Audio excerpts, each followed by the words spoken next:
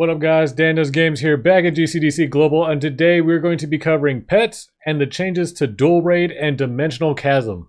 Alright, starting off with pets, these little guys will be mainly received from pet chests and from doing daily quests. They do have their own personal summon gacha that is relatively cheap, however to max out these guys you will need tons of copies. Pets have two things to upgrade, their level and their expertise. Level is increased using copies of the same pet, Evo stones, and gold. The cost goes up significantly with each level. Leveling up increases the bonuses to heroes the pets give, as well as unlocks passive bonuses to the pet. Expertise is leveled up through either potions, which you can buy in the store for prana or real money, or from using the pet in PvP. Leveling expertise will increase the percentage of stats proportional to your team the pet receives. Right now we have 4 S ranked pets and 10 A ranked pets. S rank provides buffs to the same class as well as 2 specific heroes, and A rank provide buffs to only the same class. The most useful pets right now are Mambo. His skill slows down enemy attack speeds. He boosts Ronin, Certain, and tanks. Elian debuffs magic damage and stuns one target. He boosts Elisis, Lay, and assaults. Ruby does a lot of damage just by herself. Boosts Lyre, Vegas, and archers. Almong enhances basic attack, boosts army, Jin, and mages. Jewel has a 3-second immobilize skill and he boosts assaults. Bebe heals teammates and boosts healers. Marifa removes one enemy buff and boosts healers. And Pipo, another good damager like Ruby, and he boosts archers. Mambo, Elian, Jewel, and Marifa will be useful for PvP teams. Elian, Almong, and Bebe will be useful for PvE, and Ruby, Almong, Pipo, and Elian will be useful for bosses.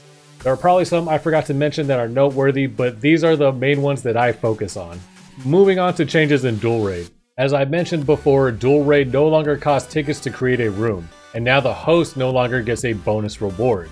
However, now after a successful run, you get 4 cards, and each player can choose up to 2 cards using raid tickets. The card will give you bonus pledge marks and has a chance to give you a weapon. Unfortunately, until they release the next level of raids, T14 is still the max we can receive. However, now we can craft up to T17 for 225 pledge marks. What is crazy to me though is that they changed the mechanics of the raids themselves, which I had no idea they were doing. Raid 2 looks to be the same, however Raid 1 got a lot easier. During the second phase with Poseidon and Balzac, they no longer spawn the fire and ice tornado, and Poseidon makes her pulls at a much slower rate. The trade-off is that you receive debuff stacks from both Poseidon and Balzac simultaneously, regardless of which boss you stand next to. So Belial's final phase will be ramped up in more damage. I can't confirm this to be best, but the strategy I've been testing is to rush Poseidon and try and drop her before she gets her first pull out.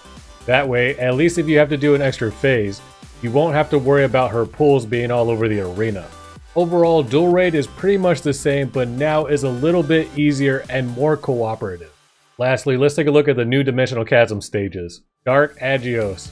His handicap is crit rate increased 50%, basic attack damage increased 50%, skill attack damage increased 50%, and reduced healing by 50%. His hero counters will be Jin and Molly. They reduce skill attack damage received and basic attack damage received by 80% and increase healing by 50%. Tank it until you take it down. You will definitely need Jin or Molly to counter the enemy handicap. Bringing one of the 2 hero counters entirely negates the enemy handicap aside from their crit rate. A good tank, a healer, plus Lay should be enough to handle this stage.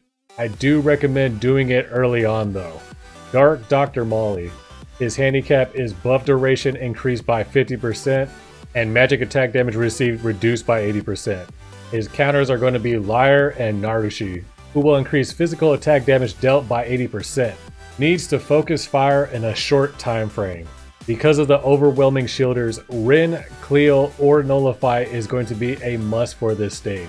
Also, unfortunately, Lay is going to be mostly useless because of the magic damage reduction. And although Lyre and Narushi give bonus physical damage, unfortunately because they are single target DPS units, they aren't really suited for the level of mobs coming at you.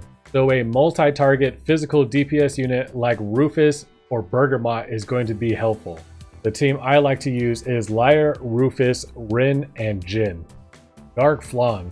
His handicap is magic attack damage dealt increased by 50% and magic attack damage received decreased by 50%. His hero counters are Elysis and Takawel, who reduce skill cooldown duration by 30% and reduce skill attack damage received by 80%.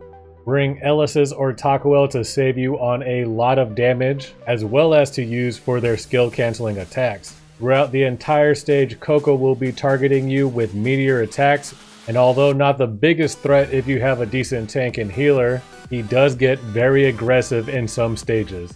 And of course, if you have ever faced Flan before, especially in his raid, his Secret Garden ability you are going to want to stop at all costs. The stun duration on it is incredibly long and leaves you open to a lot of attacks. On high ranked levels, getting hit by this attack can sometimes result in a one-hit kill. Dark Nephilim.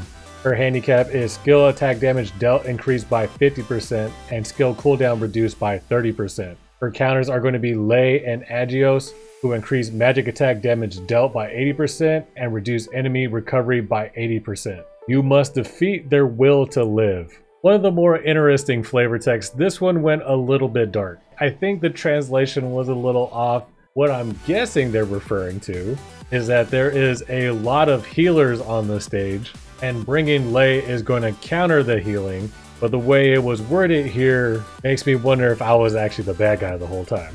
Aside from that, this one really sucks.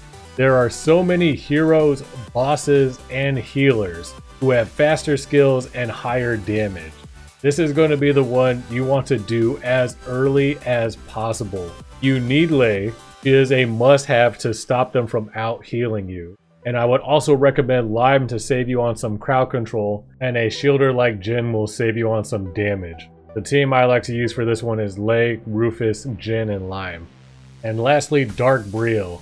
His handicap is increase attack speed by 40%, increase the physical attack damage dealt by 50%, and reduce skill attack damage received by 50%. His hero counters will be Lime and Sachi, who increase buff duration by 80%, reduce skill cooldown by 30%, and reduce physical attack damage received by 80%. A right usage of skills will turn this fight around. I hope you have Lime because you are going to need her. There is so much stun and crowd control on this stage that it is pretty much impossible without her.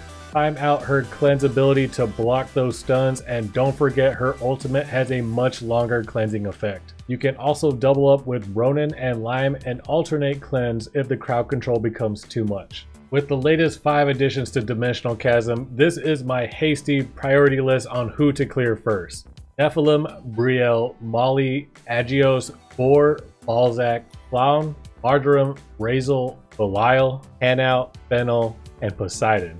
As I mentioned before in the previous vid, who you clear first is going to largely depend on who you have leveled. If you don't have the key hero needed for a specific level, you are probably going to finish that one first over one you have the counter for. Also, this list is my own personal preference. I know some people prioritize differently, like some people really don't like Brielle or some think Molly is really easy. The more you play Dimensional Chasm, the more you'll develop your own priorities as well. And that about does it for this week's video. If you guys dig it, leave a like and subscribe for more Grand Chase in the future. Thank you guys so much for watching, and I'll see y'all next time. Peace.